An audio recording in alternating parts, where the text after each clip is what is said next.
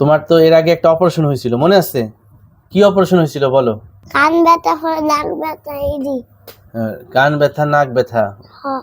এই শেখরের মার কাছ থেকে শুনি, ওর মধ্যে কি কি সমস্যা ছিল আগে? ওর মধ্যে রাত্রে ঘুমাতে ওর কষ্ট হইতো, তারপরে কান ব্যথা করতো, প্রায় 6 মাসও যায় না, 6 মাসের মধ্যে 2-3 বার কান ব্যথা করতো।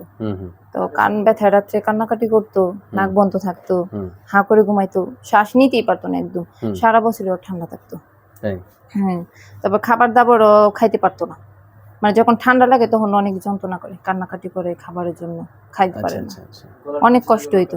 এই শেখর হচ্ছে এডিনোটনসিলাইটিসে আক্রান্ত ছিল এবং এই সমস্যা নিয়ে যখন আমার কাছে আসে আমি মোটামুটি তাদেরকে বললাম যে একটি অপারেশন লাগবে এবং অপারেশনটির নাম হচ্ছে এডিনোটনসিলেক্টমি। এবং গত 9/2/2024 অর্থাৎ ফেব্রুয়ারি মাসের 9 তারিখে আমরা অপারেশন করি, তাই তো দিদি? ফলাফল নিশ্চয়ই আপনারা বুঝতে পারছেন, ওর আর কানের কোনো ব্যথা নাই।